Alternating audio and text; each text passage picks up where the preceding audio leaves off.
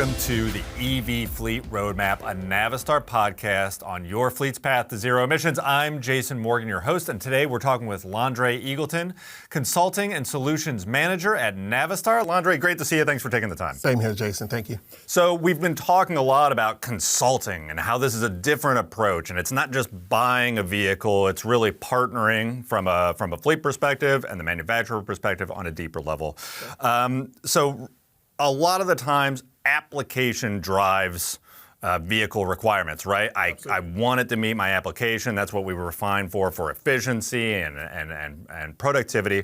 What does that mean in an electric world? What applications make sense for EVs? Yeah, right now, Jason, we got a lot of really solid, really good use cases that we're experiencing in the marketplace right now, up and down the segment of trucks. Whether it's medium duty, where we're talking about drive van type applications out there, where the trucks are doing a lot of stopping and going, 130 miles or less on a daily basis. Right. They sit overnight and be able to support overnight charging as well.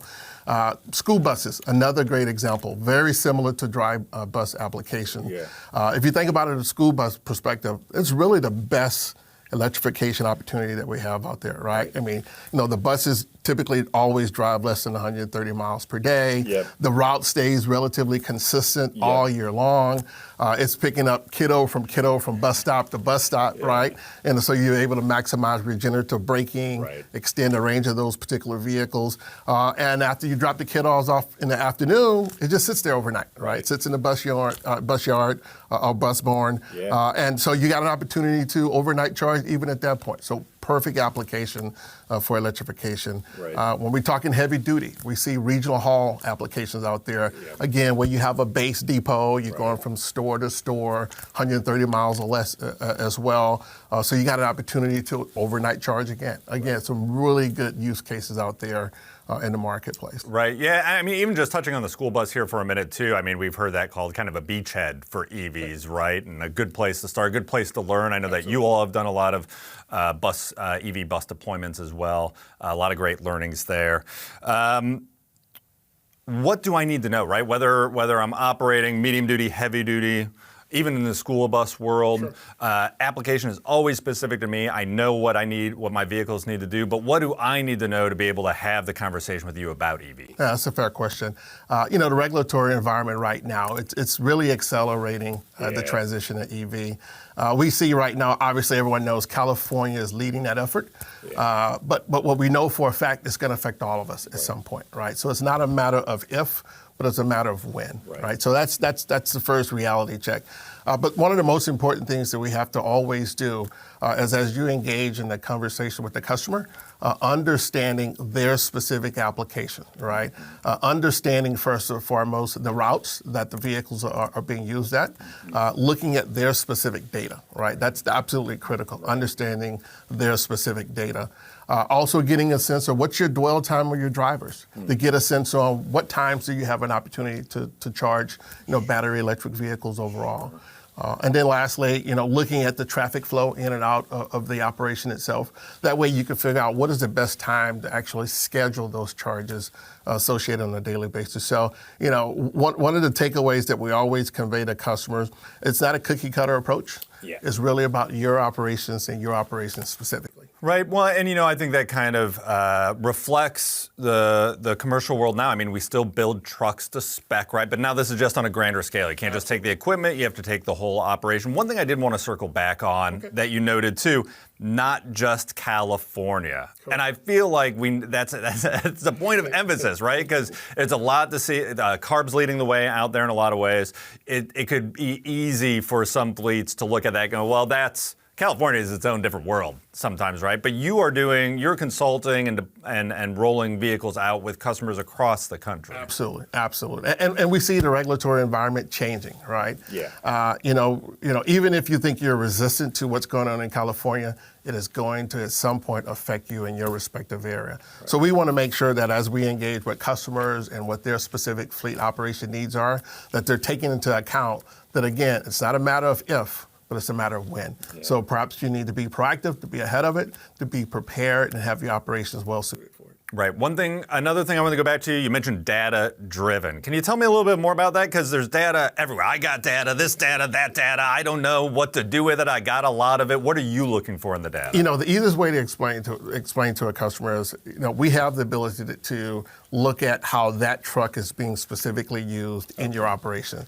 The times of the day is being used, the average amount of distance that is being driven on a daily basis.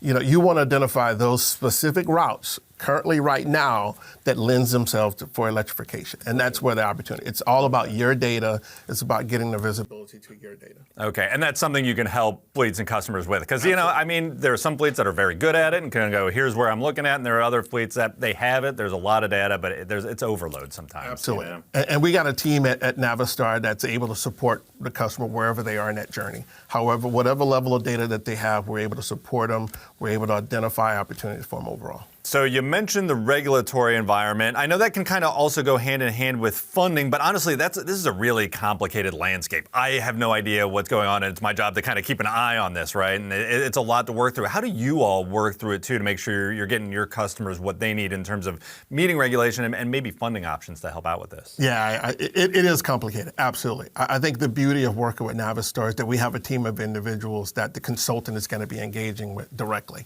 right? To really provide the level of details specific to you in your respective state. What we know for a fact right now, in many states right now, even nationally, there's funding available for buses, funding for trucks, and there's also funding for infrastructure. Also, what people may not be aware of is sometimes there's funding from the utility company, right? Because they have a vested interest as well to get you to electrify your fleet as well. I see. That's cool. Yeah, because even insofar as where your fleet is located could impact funding opportunities. Hearing that there are some utilities that want to play this game and be on the forefront and offer incentives, that's really cool too. Absolutely. Okay, now let's take another step back. In the diesel world now, if I'm a fleet manager, I'm going to oversimplify this a little bit, but if I'm a fleet manager, I spec my trucks, I go to my finance guy, say, here's the order for the trucks we plan for the year, here's the price, let's sign off on this and get moving. It's like one or two people at the operation that is really making that. There's a process. Everybody expects it. They know it.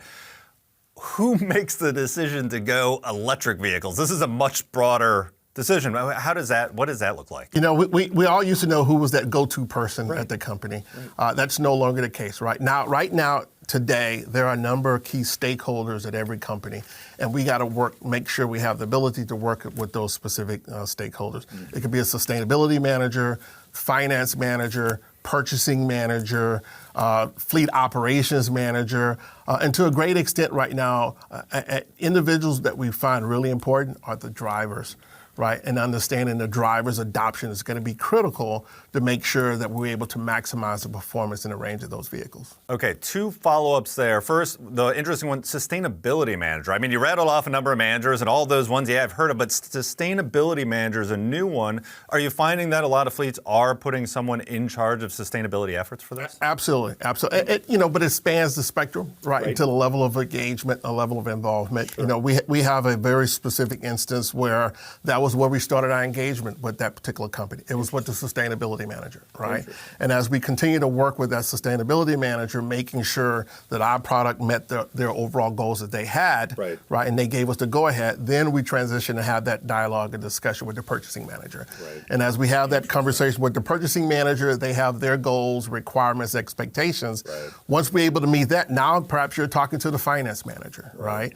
And in this specific instance, once we engage the finance manager, they had their very specific requirements on total cost of ownership. Right. It was going to be a make or break type of decision overall with this individual, and they wanted a complete solution. They wanted a complete solution for Navistar. And when I say complete solution, I'm saying they wanted the truck, they wanted the charger, and they wanted a service provider as well. They wanted it all rolled up in a complete package before they were willing to go forward. Right. Well, and something that you bring up here too in the sustainability manager, something we haven't really touched on either, is now I'm looking at the large scope, not just, okay, I'm going to have zero emissions at the tailpipe, but now I want to have zero emissions or carbon neutral in my operation, right? So there's value, fleets are placing value on that, right?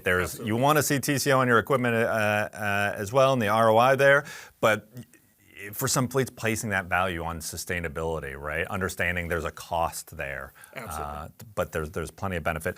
Drivers are another really interesting one because they do affect the operation of the vehicle. But you mentioned getting them involved on the front end, and you know, fair or not, I think in the commercial vehicle world, they've had a lot of technology pushed onto them, right? You look at automated manual transmissions, you look at ELDs, and there's been kind of a contentious relationship there.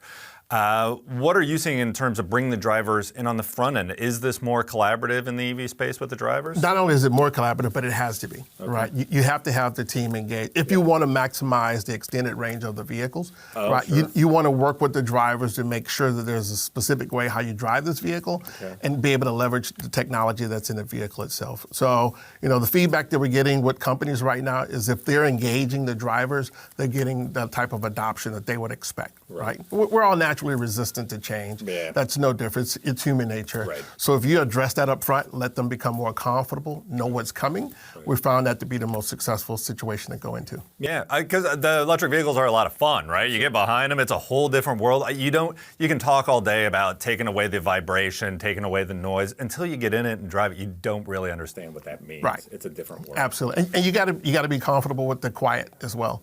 Right. And if you're accustomed to being a diesel product, you're accustomed to hearing that diesel engine roar. Yeah, right? that's the other thing, knowing where you are in the RPM. Absolutely. Yeah, for sure. So as a fleet manager, so the decision is larger than just me or the finance person. Now I've potentially got a sustainability person involved. I want to bring in drivers. I'm talking to a lot more people on my side. And then I'm also looking down I'm working with you all as the manufacturer. There are utilities. I'm assuming your circle's broadening then too.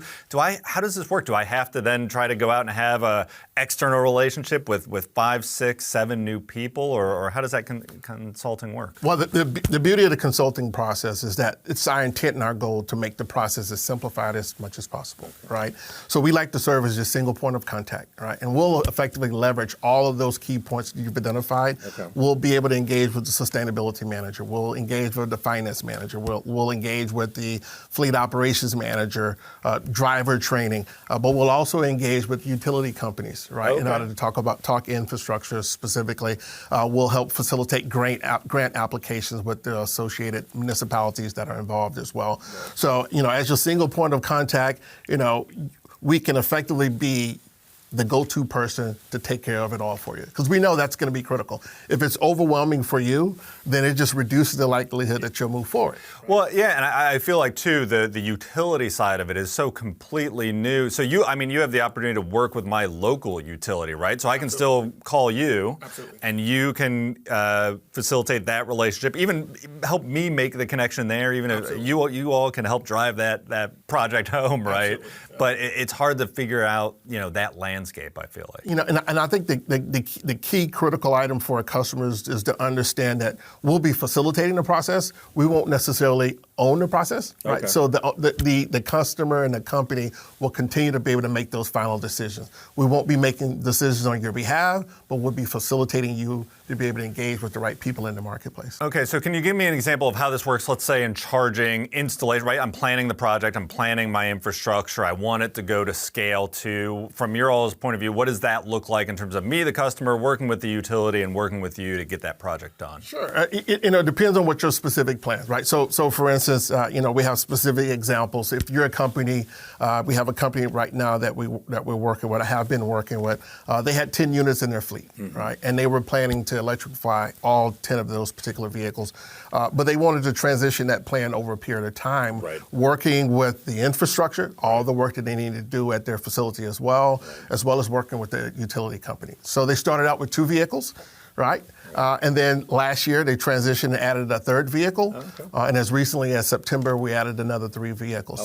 So they're at 80% of their total 10 that they were expecting. And in the very near future, they'll flex up to get to the last 2 vehicles in their fleet. But it's a process, right? And it's an individualized plan. Again, like I said earlier, it's not a cookie cutter process. It's a process that looks at your specific operations, your specific requirements, your specific plans, and then we work with you developing and executing to that plan. Right, you had the long view there right from the bat, right? So I assume that's me as a customer working with you, and you know, going back to your point of which vehicles can I electrify? Oh, I can electrify all 10. That sounds fantastic. But at that point, rolling it out, the utility has to know we're going to 10. it's not tomorrow go to 10, but it's in a couple years go to 10. I still need to be able to get there, right? Yeah, we use a word called future proofing, right? And that's really working with the customer to understand that as we employ these plans over a longer period of time, let's take the actions right now to support it, right? You don't want to break up concrete multiple times in an operation, right? We want to build a plan that's going to get you there working with the key stakeholders, and one of those stakeholders may be the utility company. So we'll work with them directly to get there. And I think what's also critically important is that there's going to be some instances that you may have decided to launch immediately all 10 vehicles. But as we get into the consulting process, working with the utility company, we'll come to the determination that perhaps the facility won't support 10 now. Right. It may only support 5. And then we'll transition over a period of time. And we see that happening quite often as well. Okay, so I mean, how do you then talk about, just in general, how do you prepare people for this timeline, right? Because right now the timeline is I buy a truck, you put it on the order boards, I know when the truck's rolling off the line and then it rolls in the floor. But this is more than that. Yeah, absolutely. And it's a concerted effort, right? We try to make sure, the timeline associated with us building a vehicle right now for a customer is a lot shorter than perhaps the timeline could be from an infrastructure standpoint. Right. It can vary. If you think about your local contractors and pulling permits with your local municipality, that could be 6 months, could be a year, could be 18 months, depending on what the infrastructure plan is in particular. So as we work with you from the consulting standpoint, we want to lay out a specific plan over a specific timeline and kind of work towards that, but also being flexible. Right, because things change, right? If we initially got into it and we thought it was going to be 12 months, then all of a sudden now it's 18 months because the local municipality behind with permitting. We work with our internal sources to perhaps change the build schedule for that vehicle and make sure it's ready. The last thing we want is a vehicle to be landed on the customer's facility and not having the charging infrastructure set up. No, for sure. And it's kind of interesting as we make this transition and work with new stakeholders in the utility and energy world too, because I think fleets, large fleets, even some mid-sized fleets, always had to pull through. Right? You could pull through. You could get things done. If you're a large enough fleet, you could work with who you need to get through, and that demand will pull it through, and it'll get done. When you go out into a larger world, there's other people that are also in line, that also have big demands and requests, right? So having that support, being able to work with a team and not just being alone shouting into the void, sometimes it can feel like, I imagine, is important. Absolutely. All right, so you're out there, you're talking with a lot of customers, you're consulting with a lot of people. I want to be a good partner in this, right? So what do I need, who's the perfect customer? What do I need to bring to the table in this conversation? What do you want me to know, or what are some things that advice for me in this process? Yeah, I think one of the most critical things is making sure a company does their homework, right? Understanding do they have chargers currently available? Okay. From an interoperability standpoint, do those chargers work with the equipment that you're bringing on board, right? And that's going to be one of the critical pieces there. Understanding whether or not you need flexible charging solutions to be able to support you. If there's some infrastructure build that's going to take the 18 months that we often hear in the marketplace, making sure that there's an interim flexible charging solution that you have available to be able to support you as you ramp up into the operation. Because the last thing you want to do is have a scenario where it's interrupting your overall operational flow. That's the last thing, because then the driver engagement and the driver adoption is going to be challenged at that point. So just doing your homework, making sure that you look at and take that all into consideration. Right, yeah, understanding the vehicles you're getting, the charging plan, to your point, interoperability, which is a very difficult word to say, but basically means that if you plug the truck in, it works. They'll talk to each other. Right, and charge. Perfect. Okay, well, I mean, how do we start this conversation? If I'm a fleet and I want to get a hold of you, what's the best way to reach out? Start with your dealer. Reach out to your dealership. They are aware of our level of support and assistance we can offer, and then we'll go from there. Awesome. Landre, thanks so much for taking the time. I appreciate you educating me on everything that's going on. It was great. Thank you. Thank you for watching the EV Fleet Roadmap, a Navistar podcast on your fleet's path towards zero emissions. I'm Jason Morgan, and we'll see you next time.